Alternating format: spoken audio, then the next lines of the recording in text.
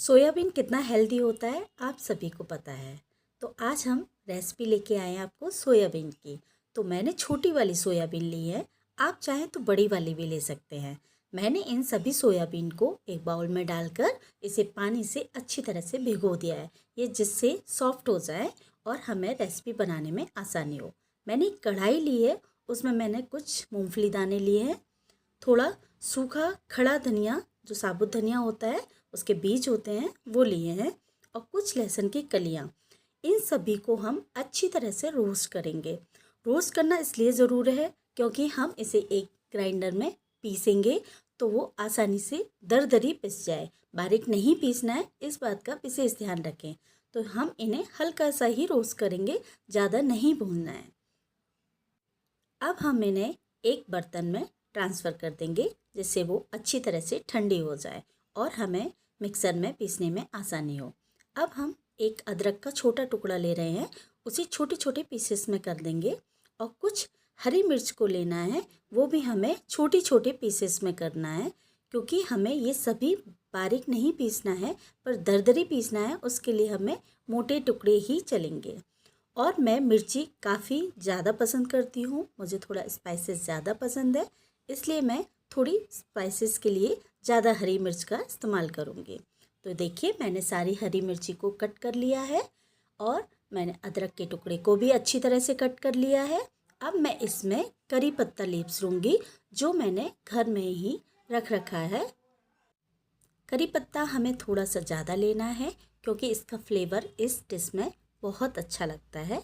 तो मैं कुछ करी पत्ते अच्छे फ्रेश लेने हैं। ये देखिए मैंने काफ़ी सारे करी पत्ते लिए हैं और हमने इन सबको इकट्ठा कर लिया है।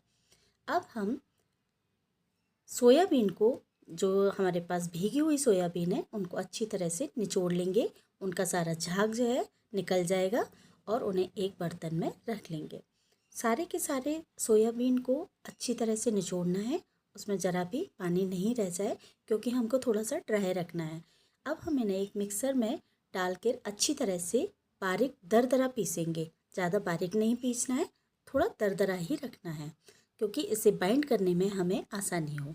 और इसके साथ में कुछ जो हमारे स्पाइसेस हैं जैसे करी पत्ता लीव्स और हमारी हरी मिर्ची और अदरक का टुकड़ा, वो भी साथ में ही पीस लेंगे। चलिए हम इनको मिक्सीज में अच्छी तरह से पीस लेते हैं। ये देखिए हमारे जार से वो बहुत अच्छी तरह से बाइंड हो गई है और ये देखिए मैंने इसको दरदरा पीस के तैयार कर लिया है। मैं इसे बर्तन में निकाल रही हूँ। ये देखिए मैंने सारे के सारे सोयाबीन को, ये देखिए मैं हाथ से दिखा रही हूँ आपको कितना अच्छा उसका पेस्ट बना है। अब जो हमारे पास मूंगफली और सूखा खड़ा धनिया और जो अदरक के कुछ टुकड़े थे उनको भी दरदरा हमें मिक्सी जार में ही पीसना है। और इनको हम अच्छी तरह से पीसने के बाद जो हमारे सोयाबीन का पेस्ट जो हमने बनाया था हम उसमें सारा मिला देंगे।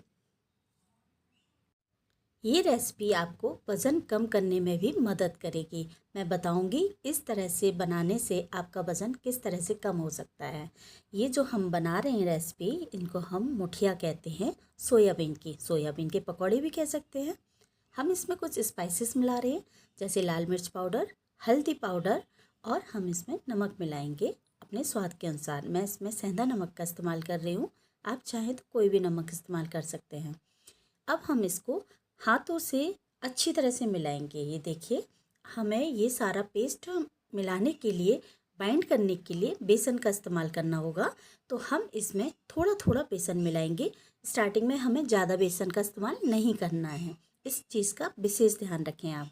अब इसे हम चम्मच की सहायता से भी मिला सकते हैं और हाथों की सहायता से भी मिला सकते हैं। मैं इसमें से हल्का सा पानी छिटक कर डालूँगी और इसे हाथों से ही अच्छी तरह से मैश करूँगी, क्योंकि हाथों से अच्छी तरह से मैश हो जाता है, ये मेरा मानना है। अब इसमें मैं हरा धनिया डाल रही हूँ जो इसका स्वाद दोगुना बढ़ा देगा। अब हम इस मुठिया को तैयार करने के लिए इसका पेस्ट बना रहे हैं। वज़न कम जो करना चाहते हैं उनके लिए सोयाबीन, मूंगफली दाना, लहसुन, ये सभी कितने हेल्दी होते हैं ये सभी को पता है। तो मुझे ये बताने की ज़रूरत नहीं है कि वेट लॉस में भी बहुत ज़्यादा बेनिफिट देने वाली डिश बन रही है। तो इसका इस्तेमाल आप वज़न कम करने में भी कर सकते हैं। इसको आप चाहे तो ऑयल के बिना बना सकते हैं, एयर फ्राई कर सकते हैं, आप जैसे चाहे उसको बना सकते हैं। मैंने इसको फ्राई करने के लिए ऑयल का इस्तेमाल किया है, वो भी हेल्दी ऑयल का इस्तेमाल किया है, तो डरने की बिल्कुल ज़रूरत नहीं है। चलिए, हमारा ये पेस्ट बिल्कुल तैयार हो गया है। इसे गूँधा जितना जाएगा उतना ज़्यादा ये अच्छा टेस्ट देगा, क्योंकि ये बहुत अच्छी तरह से सारे मसाले एब्ज़ॉर्ब कर लेता है सोयाबीन। सोयाबीन बिल्कुल थोड़ा सा कह सकते हैं इसे बरखरा टाइप का होता है, वो ज़्यादा चिपचिपा नहीं होता। तो उसमें मसाले जब आपस में अच्छी तरह मैश होते हैं तो बहुत अच्छा टेस्ट देते हैं। ये देखिए, मैंने इसे मुठिया का शेप दिया है। आप चाहें तो कबाब का शेप दे सकते हैं, आप चाहें तो गोल शेप दे सकते हैं, आप चाहें तो चौकोर दे सकते हैं। जैसा चाहें, आपको जिस तरह से खाना है आप उस तरह से दीजिए। मैंने इसे मुठिया का शेप इसलिए दिया है कि मुठिया बनाने से इसकी जो बाइंडिंग होती है वो बिल्कुल बरखरी होती है, और जो खाने में टेस्ट आता है ये बहुत ही ज़्यादा अच्छा जायका देता है। तो मुझे इस तरह के शेप पसंद है, तो मैंने सारे के सारे इसी शेप में बना के एक साथ रख लिए हैं। ये देखिए, हमारे मुठिया सारे के सारे बनके तैयार हैं। अब हम इसे एक कढ़ाई में तेल लेते हैं और उसे अच्छी तरह से गरम कर लेते हैं। हमें पहले स्टार्टिंग में बहुत अच्छा तेल गरम करना है। उसके बाद हम उसे गैस को मीडियम फ्लेम पर कर देंगे और उसके बाद हम एक एक करके सारे मुठिया डाल देंगे। जो हमारे सोयाबीन है, ये स्वास्थ्य के लिए इतना बेनिफिट देता है। आपको जो ज़रूरत की डेली की प्रोटीन की आवश्यकता होती है वो सारी की सारी प्रॉब्लम दूर होती है, क्योंकि हम हर चीज़ में प्रोटीन नहीं खा पाते हैं।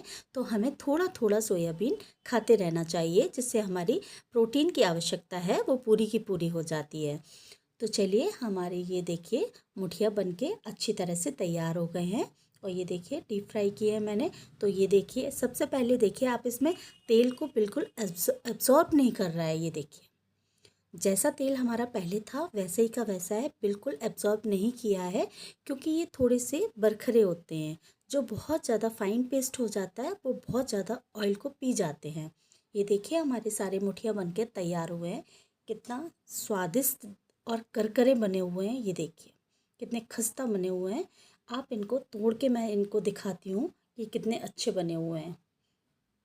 किसी भी व्यक्ति को आपने बिना बताए अगर ये बता दिया कि ये डिश किस चीज़ की है, तो मैं यकीन मानिए कि वो ये बता नहीं सकता कि हमने ये सोयाबीन से बनाए हैं। ये मेरा दावा है। आप ट्राई करके ज़रूर देखिएगा। ये देखिए, तोड़ने से पता चल रहा है इसकी क्रिस्पीनेस कितनी है। ये बहुत ही शानदार जायका है। आप इसे ज़रूर ट्राई करें। अगर वीडियो पसंद आया हो तो मेरी डिश बिल्कुल पसंद आ रही हो तो लाइक एंड सब्सक्राइब